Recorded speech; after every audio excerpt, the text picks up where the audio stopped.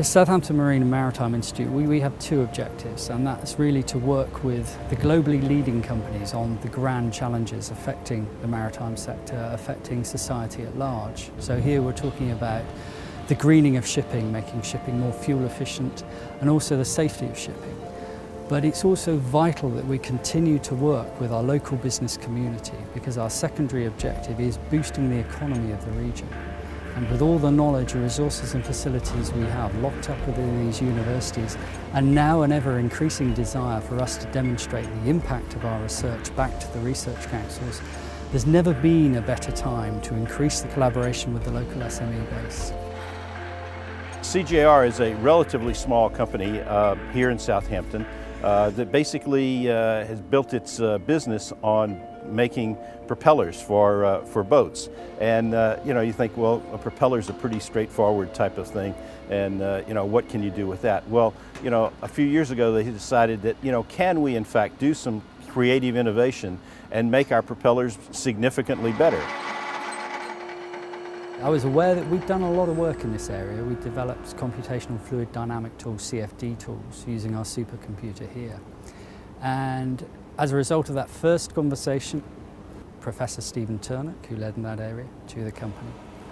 And we quickly evaluated that there was a lot the university could do for that company. We were struggling with our customer base, not always knowing exactly what their vessel will do. If you don't know the speed of the vessel, or the weight of the vessel, the trim of the vessel, we can't get propeller sizing right. With CFD, you can analyse the hull and do that job for them. So you can tell them what the speed will be, what the trim will be, what the heave will be.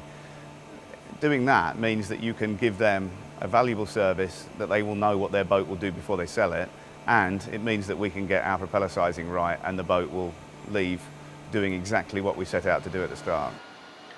Kevin Forshaw, Industry Liaison at the university, spotted the KTP opportunity.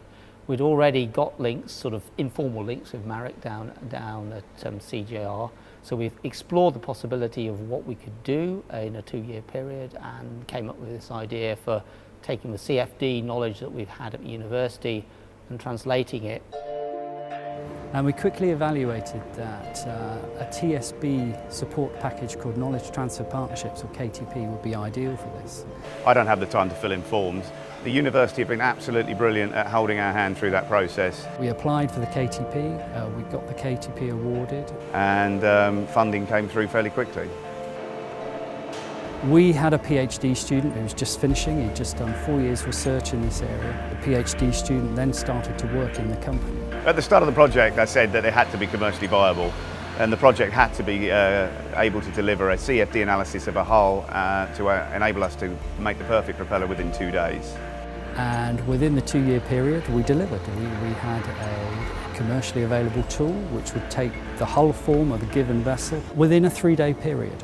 So we can replicate the shape of free surface of the water, the pressure on the hull, so we can get the drag and some other parameters that we need to design a perfect propeller.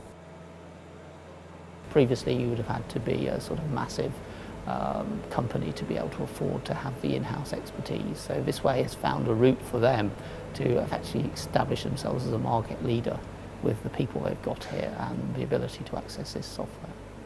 We have aims to double our size in the next 3 years. That's been done with the help of the university. This is just one very obvious example, but we do this in many other areas all the time, and we are trying to constantly find new applications and working with other small companies to bring their technology up to a state that makes them the best in the world in what they do.